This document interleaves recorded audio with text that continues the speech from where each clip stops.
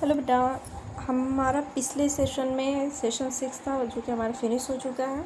Unit 2 का था। अब हम स्टार्ट करेंगे यूनिट 3। यूनिट 3 में देखिए हमें क्या क्या पढ़ना है। यूनिट 3 में हमें पढ़ना हमारा फर्स्ट सेशन है row columns range and autosum. Second session है हमारा conditional formatting sorting and filtering data. Session 3 हमारा break view and printing. Fourth session है चार्ट्स एंड ग्राफ। सेशन 5 है working with multiple sheets. Okay, आज हम ये वाला सेशन स्टार्ट करेंगे। सेशन फर्स्ट,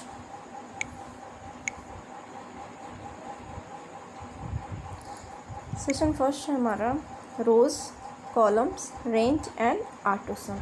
हम 1 2 3 एंड 4, इसमें 4 चीज़ें हैं, 4 कंटेंट्स हमें पढ़ना है। इसमें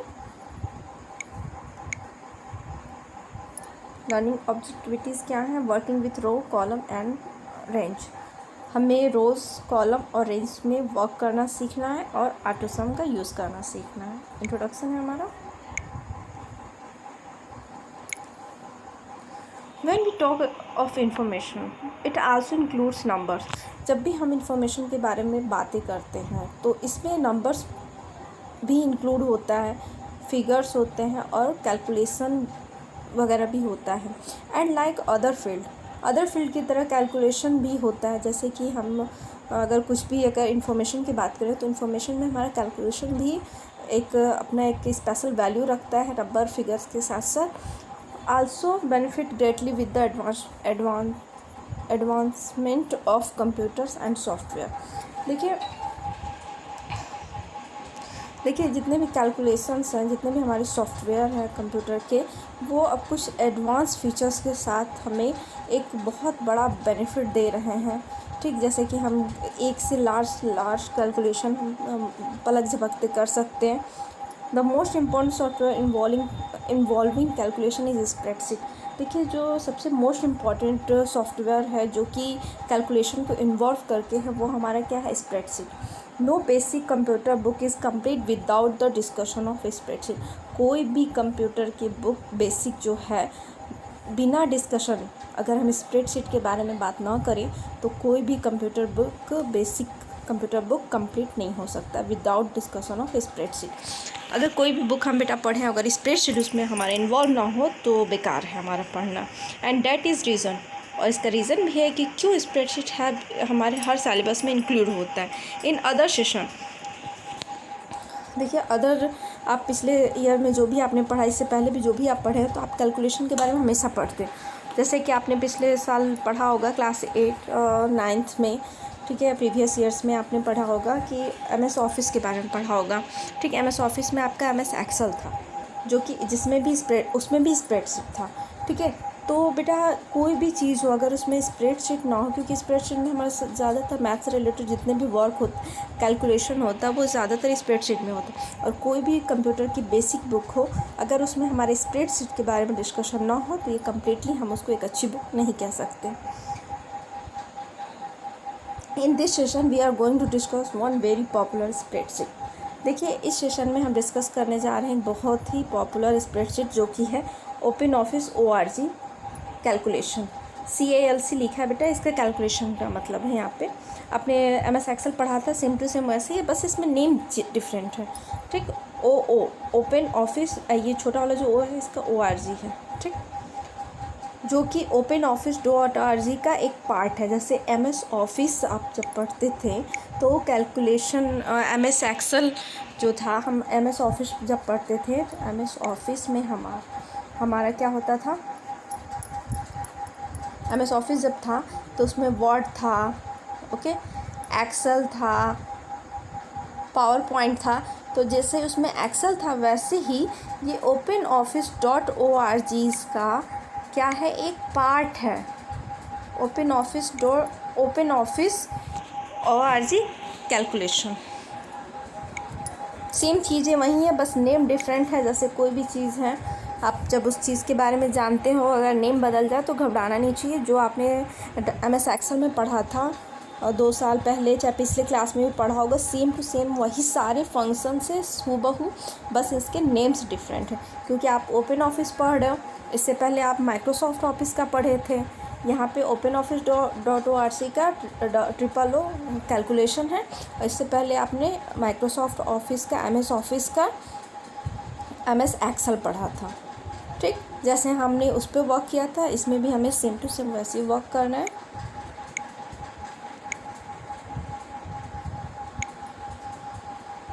working with rows, column and range. अब देखिए रोज़, कॉलम और रेंज के साथ कैसे वर्क करना है। देखिए आपने सीखा है कि रोज़, कॉलम और अपने जो भी रेंज है उनके साथ कैसे वर्क करना है, ये आपने पिछली क्लास में सीखा है। ठीक है, let's talk about some more about. अब इस सेशन में हम उससे ज़्यादा कुछ इसके बारे में बातें करेंगे कि रोज़, कॉलम और रेंज के बारे में कुछ एक्स्ट्रा बातें करेंगे और हम कुछ एक्स्ट्रा एक्टिविटीज़ सीखेंगे। हाइडिंग, अनहाइडिंग रोज़, कॉलम। बेटा हाइड मतलब होता है छिपाना, अनहाइड मतलब कि छिपी हुई चीज़ को प्रेजेंट करना। रोज़, कॉलम अगर आप चाहते हैं कि कभी कभी आप जब स्प्रेडशीट पे वर्क करते हो तो आपको ढेर सारे डेटा जो हैं वो दिखाई देते हैं, तो आप चाहते हो कि कुछ ऐसे डेटा हैं जिनकी ज़रूरत नहीं है, वो विजिबल ना हो हमारी स्प्रेडशीट में, तो उस कंडीशन में हम हाइड और अनहाइड ऑप्शन का यूज़ करते हैं। ठीक, इसमें अगर मान लीजिए कि 70 रोज़ हैं और 25 कॉलम्स हैं। ठीक, और उसमें टू मच डेटा है। ओके, इस कंडीशन में अगर जो भी आप करेंटली जैसे 10 रोज़ में और 10 कॉलम में आप वर्क कर रहे हैं और आप चाहते हो कि ये 70 रोज़ और 25 कॉलम में से हम 10 रोज़ और 10 कॉलम पे वर्क कर रहे हैं तो सिर्फ यही डेटा हो और इसके अलावा और जो डेटा हो वो हाइड हो जाए, तो उस कंडीशन में हम हिडन ऑप्शन का यूज़ करते हैं। ठीक,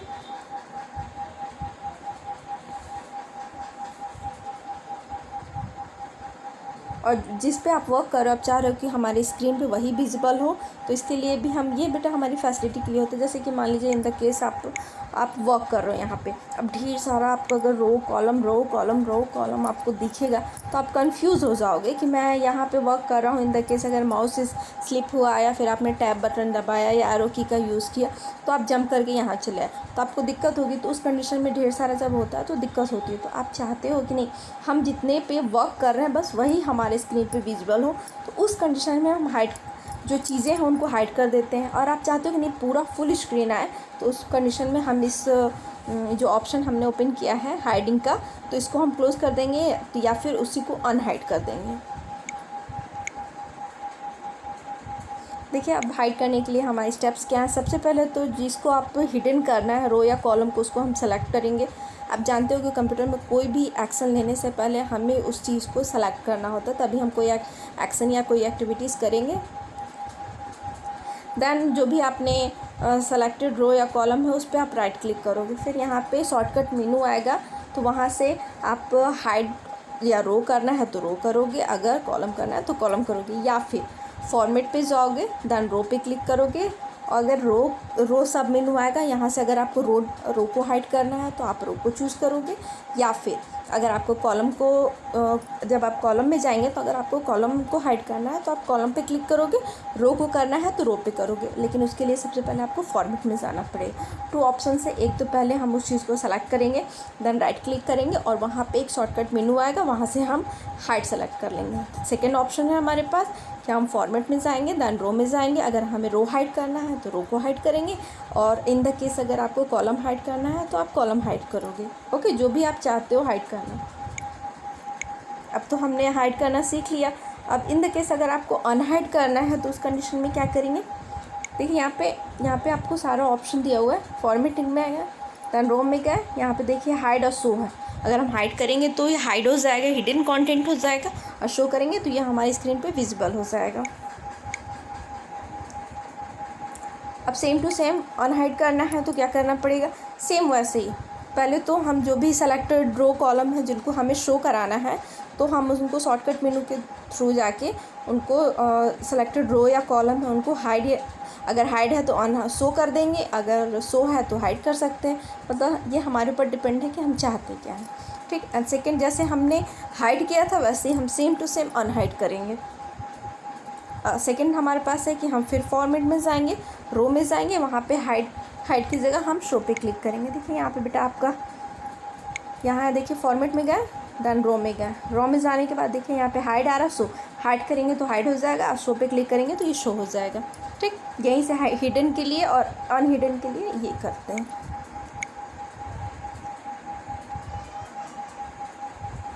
freezing unfreezing, when you worksheet grow in size, देखिए जब आपका वर्कशीट जो होता है साइज़ में बहुत बड़ा हो जाता है तो जितने भी डेटा होते हैं वो सिंगल स्क्रीन पे शो नहीं करते और आपको बार बार डेटा को व्यू करने के लिए स्क्रॉल डाउन स्क्रॉल अप करना पड़ता है। ठीक, लेकिन कभी कभी आप स्क्रॉल डाउन कर लेते हो तो आपकी जो मतलब आपकी जो हेडिंग है, कंटेंट है ऊपर का, वो नहीं दिखता है। तो इस सिचुएशन में आप क्या चाहते हो कि जो हमारा कुछ रो जो हो वो हमेशा आपकी स्क्रीन पे विजिबल हो। ठीक, और आपको बार बार जो वर्कशीट का स्क्रॉल डाउन स्क्रॉल अप करना पड़ा वो कंडीशन ना पैदा हो। तो इस कंडीशन के लिए हमें क्या करना, ऐसी ज़रूरत के लिए for this kinds of need, इस प्रकार की ज़रूरत के लिए सबसे पहले हम क्या कैलकुलेशन प्रोवाइड करता है हमें फ्रीज और अनफ्रीज फंक्शन का। ओके, तो अगर फ्रीज मतलब होता है लॉक एरो। ठीक, अगर आप चाहते हो कि आपका जो रो है वो लॉक हो जाए तो इसके लिए हमें देखिए क्या करना होगा, डू द फॉलोइंग।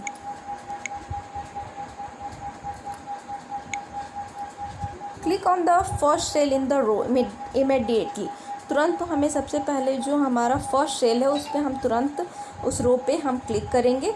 फिर जैसे ही हम रोज़ के नीचे जाएंगे वहाँ पे अगर हमें फ्रीज़ करना है तो यहाँ से हम तुरंत उस चीज़ को, उस रो को, फर्स्ट 3 रोज़ को फ्रीज़ कर सकते हैं। We cell click on the first cell below 3 rows in the first cell of 4th row. Just बेटा यहाँ आपको समझ में ना आए बट जब आप प्रैक्टिकली देखोगे तो समझ में आ जाएगा। जस्ट या लुक हियर, देखिए यहाँ पे आपका है, ठीक है, 1 2 3 तक ले लिया।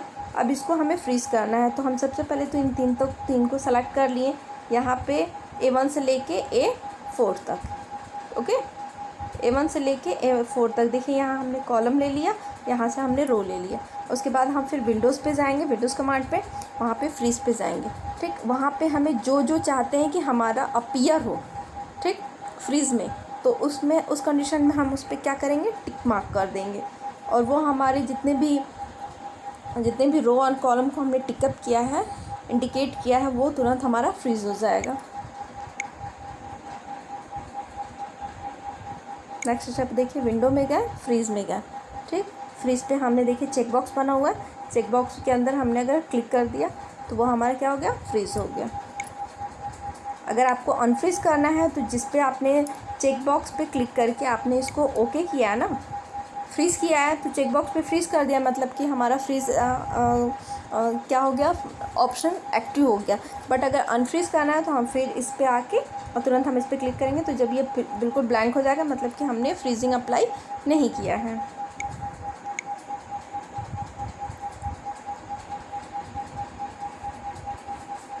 नेमिंग और रेंज, अब बेटा रेंज का मतलब होता है कि मोर देन 1 सेल। ओके, एक से ज़्यादा सेल्स अगर हैं, इन द केस आपने एक अपना स्प्रेडशीट ले लिया है। ओके, आपने स्प्रेडशीट ले लिया, आपकी ये आपको पता है कि सेल्स कैसे बनते हैं, हमारे रो, ठीक है, ये हमारा कॉलम है। ओके, ये हमारा रो है। जब ये एक दूसरे को क्रॉस करते हैं तो जो एक बॉक्स बनता है वो हमारा क्या होता है, सेल। और यहाँ पे पता है कि आपका A होता है, B होता है, C होता है, D होता है, यहाँ पे 1 2 3 होता है, 4 होता है। ठीक है, अगर ये इस सेल का एड्रेस होगा तो हमारा A1 होगा, अगर इस सेल का एड्रेस होगा तो B3 होगा। ठीक है, तो ये हमारा सेल एड्रेस हो गया। तो अगर आप चाहते हो कि आपका A1 से लेके C6 तक अगर आप सेलेक्ट करना चाहते हो तो हम ये जो पूरा सिलेक्शन होता है इसको हम रेंज बोलते हैं। मतलब कहाँ से कहाँ तक, मतलब किस कॉलम एड्रेस से लेके लास्ट कॉलम एड्रेस तक हमें जितना सेलेक्ट कर रहे हैं वो हमारा एक रेंज बनाता है, मतलब एक दायरा बनाता है कि हमें यहाँ से, मान लीजिए इन द केस आपको यहाँ से सपोज़ आपको ये पूरा आपको सेलेक्ट करना है तो इसको हम रेंज बोलेंगे। ओके,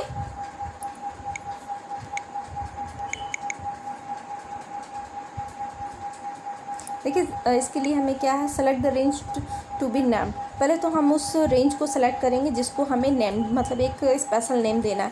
या सेकेंड स्टेप्स हमारा हम नेम टाइप करेंगे। ठीक, जो भी हमारा सेलेक्टेड रेंज है नेम बॉक्स में जाके देखिए यहाँ पे फिगर देखिए, हमने यहाँ A1 से स्टार्ट करके ये इन्होंने C10 तक ले लिया है, ये पूरा इसका रेंज है।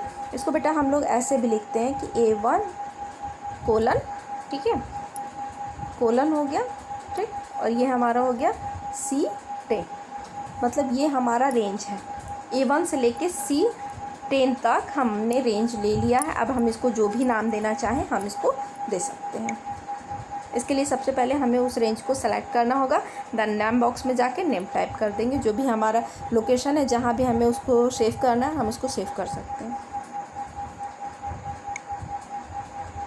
ऑटो सम, बेटा ऑटो सम का यूज़ होता है, सम मतलब होता है इक्वल करना, मतलब कोई भी कैलकुलेशन जिसको हम ऑटोमेटिक बस जस्ट 1 क्लिक अगर हम करना चाहते हैं तो उस कंडीशन में हम ऑटो सम का यूज़ करते हैं। ओके, ये इंस्टेंट होता है, ये तुरंत कोई भी कैलकुलेशन को तुरंत ऑन द स्पॉट करता है, इंस्टेंट।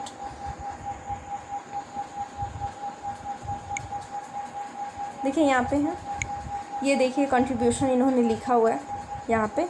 तो अब अगर इसको ऑटो सम करना है तो देखिए बेटा, जब हम ये हमारे देखिए ये कहाँ से है, डी के बाद E1 से लेके E2 से लेके E10 E11 तक है।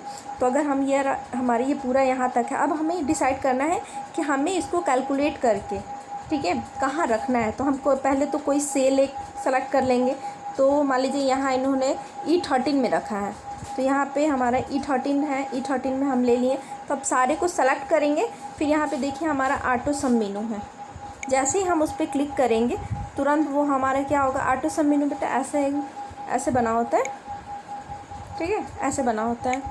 उस पर हम जैसे ही क्लिक करेंगे ऑटोमेटिकली ये सारे कैलकुलेशन करके फाइनल रिज़ल्ट हमें जो सेल हमने सेलेक्ट किया वहाँ पे ये हमें व्यू कराएगा। देखिए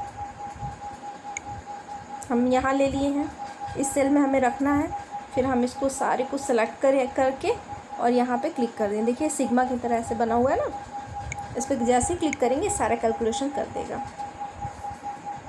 या फिर हम एक और चीज़ कर सकते हैं कि ये देखिए ऑटो सम है, तो हम इक्वल करेंगे, फिर सम करेंगे। ओके, सम करके हमारा सेल रेंज हमारा कहाँ से शुरू है, ठीक है, E2 से है, तो E2 करेंगे, देन ओके, और लास्ट हमारा सेल रेंज क्या है, तो लास्ट हमारा है E11, फिर हम उसको E11 करेंगे। फिर जैसे ही हम एंटर दबाएंगे तुरंत ये उतने सेल को जितने भी नंबर होंगे, जितने भी डिजिट्स होंगे, ये सबको ऑटोमेटिकली कैलकुलेट करके फाइनल रिज़ल्ट हमें आउटपुट कर देगा। आई होप आपको समझ में आया होगा। मैं फिर से कह रही हूँ कि आप अगर एक्सेल में वर्क किए होंगे तो ये आपको बिल्कुल समझना ईजी होगा। सारे स्टेप्स काफ़ी ईजी हैं बेटा। Thank you.